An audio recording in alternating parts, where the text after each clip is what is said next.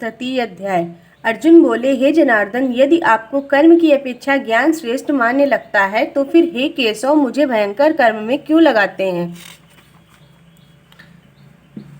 आप मिले हुए से वचनों से मेरी बुद्धि को मानो मोहित कर रहे हैं, इसलिए उस एक बात को निश्चित करके कहिए जिससे मैं कल्याण को प्राप्त हो सकूं। श्री भगवान बोले, हे निष्पाप, इस लोक में दो प्रकार की निष्ठा मेरे द्वारा पहले कही गई है। उनमें से सांख्य योगियों की निष्ठा को ज्ञान योग से तथा योगियों की निष्ठा कर्म योग से होती है। मनुष्य ना तो कर्मों का आरंभ करे किए बिना निष्कर्मता को यानी योग निष्ठा को प्राप्त होता है, और ना ही कर्मों के केवल त्याग मात्र से सिद्धि यानी सांख्य निष्ठा को ही प्राप्त होता है। निसंदेह कोई भी मनुष्य किसी भी काल में क्षण मात्र भी बिना कर्म किए नहीं रहता, क्योंकि सारा मनुष्य समुदाय प्रकृति जनित गुणों द्वारा परवश हुआ कर्म करने के लिए बाध्य किया जाता है। जो मूढ़ बुद्धि मनुष्य समस्त इंद्रियों को हठ पूर्वक ऊपर से रोककर मन से उन इंद्रियों के विषयों का चिंतन करता रहता है, वह मिथ्याचारी अर्थात दंभी कहा जाता है।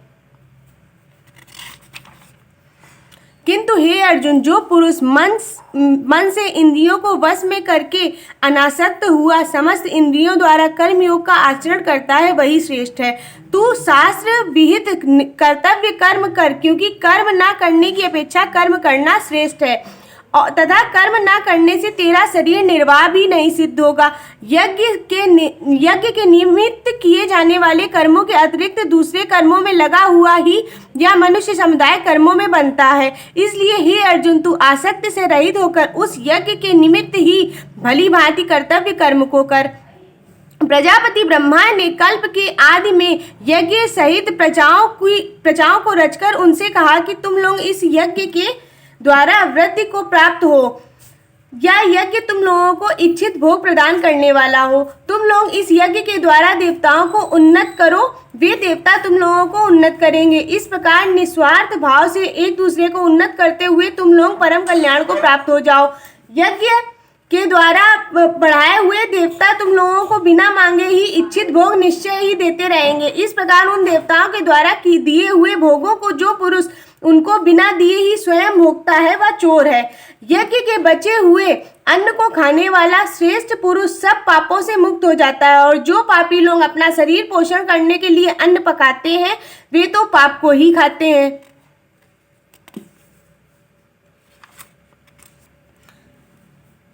संपूर्ण प्राणी अन्न से उत्पन्न होते हैं। अन्न की उत्पत्ति वृष्टि से होती, वृष्टि यज्ञ से होती है, और यज्ञ विहित कर्मों से उत्पन्न होने वाला है। कर्म समुदाय को तू वेद से उत्पन्न, वेद को अविनाशी परमात्मा से उत्पन्न हुआ जान। इससे सिद्ध होता है सर्वव्यापी परम अक्षर परमात्मा सदा ही यज्ञ में प्रतिष्ठित है।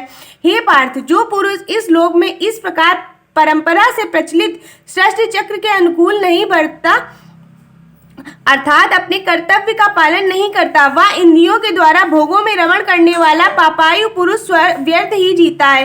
परंतु जो मनुष्य आत्मा में ही रमण करने वाला, आत्मा से ही तृप्त तथा आत्मा से ही संतुष्ट हो, उसके लिए कोई कर्तव्य नहीं है। उस महापुरुष का इस विश्व में ना तो कर्म करने में कोई प्रयोजन रहता है, ना ही कर्मों के ना करने में कोई प्रयोजन रहता है, तथा संपूर्ण प्राणियों में भी इसका किंचित मात्र भी स्वार्थ का संबंध नहीं रहता।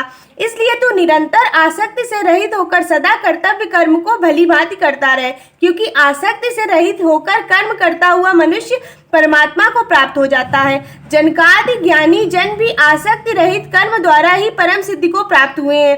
इसलिए तथा लोक संग्रह को देखते हुए भी तू कर्म करने को ही योग्य है, अर्थात तुझे कर्म करना ही उचित है। श्रेष्ठ पुरुष जो जो आचरण करता है, अन्य पुरुष भी वैसा वैसा ही आचरण करता है। वह जो कुछ प्रमाण कर देता है, समस्त मनुष्य समुदाय उसी के अनुसार बरतने लग जाता है। हे अर्जुन, मुझे इन तीनों लोकों में ना तो कुछ कर्तव्य है और ना ही कुछ प्राप्त करने योग्य वस्तु अप्राप्त है, तो भी मैं कर्म में बढ़ता हूँ। क्योंकि हे पार्थ, यदि कदाचित मैं सावधान होकर कर्मों में ना बढ़तूं तो बड़ी हानि हो जाए, क्योंकि मनुष्य सब प्रकार से मेरे ही मार्ग का अनुसरण करते हैं।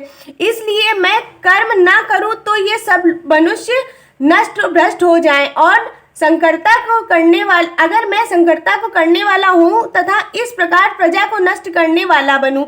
हे भारत, कर्म में आसक्त हुए अज्ञानी जन जिस प्रकार कर्म करते हैं, आसक्ति रहित विद्वान भी लोक संग्रह करना चाहता हुआ उसी प्रकार कर्म करे। परमात्मा के स्वरूप में अटल स्थित हुए ज्ञानी पुरुष को चाहिए कि वह शास्त्र विहित कर्मों में आसक्ति वाले अज्ञानियों की बुद्धि में भ्रम अर्थात कर्मों में अश्रद्धा उत्पन्न न करे, किंतु स्वयं शास्त्र विहित समस्त कर्म भली भांति करता हुआ उनसे भी वैसा ही करवाए। वास्तव में संपूर्ण कर्म सब प्रकार से प्रकृति के गुणों द्वारा ही किए जाते हैं, तो भी जिसका अंतःकरण अहंकार से मोहित हो रहा है, ऐसे अज्ञानी मैं करता हूँ ऐसा मानता है।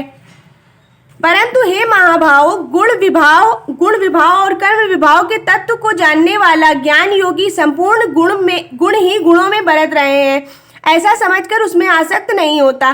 प्रकृति के गुणों से अत्यंत मोहित हुए मनुष्य गुणों तथा कर्मों में आसक्त रहते हैं। उन पूर्णतया न समझने वाले मंदबुद्धि अज्ञानियों को पूर्णतया जानने वाले ज्ञानी विचलित ना करें। मुझ अंतर्यामी परमात्मा में लगे हुए चित्त द्वारा संपूर्ण कर्मों को मुझ में अर्पण करके आशा रहित, ममता रहित तथा संताप रहित होकर युद्ध कर। जो कोई मनुष्य दोष दृष्टि से रहित श्रद्धा युक्त होकर मेरे इस मत का सदा अनुसरण करते हैं, वे भी संपूर्ण कर्मों से छूट जाते हैं। परंतु जो मनुष्य मुझ में दोषारोपण करते हुए मेरे इस मत के अनुसार नहीं चलते हैं, मैं उन मूर्खों को तू संपूर्ण ज्ञानों से मोहित और नष्ट हुए ही समझ। सभी प्राणी प्रकृति को प्राप्त होते हैं, अर्थात अपने स्वभाव के परवश हुए कर्म करते हैं। ज्ञानवान भी अपनी प्रकृति के अनुसार चेष्टा करता है, फिर इसमें किसी प्रकार का हट क्या करेगा। इंद्री के अर्थ में अर्थात प्रत्येक इंद्री के विषय में राग द्वेष छिपे हुए स्थित है। मनुष्य को उन दोनों के वश में नहीं होना चाहिए, क्योंकि वे दोनों ही इनके कल्याण मार्ग में विघ्न करने वाले महान शत्रु हैं। अच्छी प्रकार से आचरण में लाए हुए दूसरे धर्म से गुण रहित भी अपना धर्म अति उत्तम है। अपने धर्म को में तो मरना भी कल्याणकारक है और दूसरे का धर्म भय को देने वाला है। अर्जुन बोले, हे कृष्ण, तो फिर मनुष्य स्वयं न चाहता हुआ भी बलात् लगाते हुए किस भांति से किससे प्रेरित होकर पाप का आचरण करता है। श्री भगवान बोले, रजोगुण से उत्पन्न हुआ यह काम ही क्रोध है। यह बहुत खाने वाला अर्थात भोगों से कभी ना अघाने वाला तथा बड़ा पापी है। इसको तो तू मेरे विषय में वैरी जान। जिस प्रकार धुएं से अग्नि और मैल से दर्पण ढका जाता है, जिस प्रकार से जेर से गर्भ ढका रहता है, वैसे ही उस काम के द्वारा यह ज्ञान ढका रहता है। और हे अर्जुन, इस अग्नि के समान कभी ना पूर्ण होने वाला काम रूप ज्ञानियों के नित्य वैरी के द्वारा मनुष्य का ज्ञान ढका हुआ है। इंद्रियां, मन और बुद्धि ये सब इनके वास स्थान कहे गए हैं। यह काम इन मन, बुद्धि और इंद्रियों के द्वारा ही ज्ञान को आच्छादित करके जीवात्मा को मोहित करता है। इसलिए हे अर्जुन, तू पहले अपने इंद्रियों को वश में करके इस ज्ञान तथा विज्ञान का नाश करने वाला महान पापी काम को अवश्य ही बलपूर्वक मार डाल।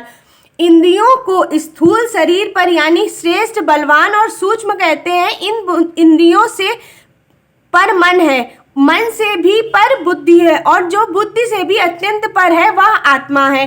इस प्रकार बुद्धि से पर अर्थात सूक्ष्म, बलवान तथा अत्यंत श्रेष्ठ आत्मा को जानकर तथा बुद्धि द्वारा मन को वश में करके हे महाबाहु, तू इस काम रूप दुर्जय शत्रु को मार डाल।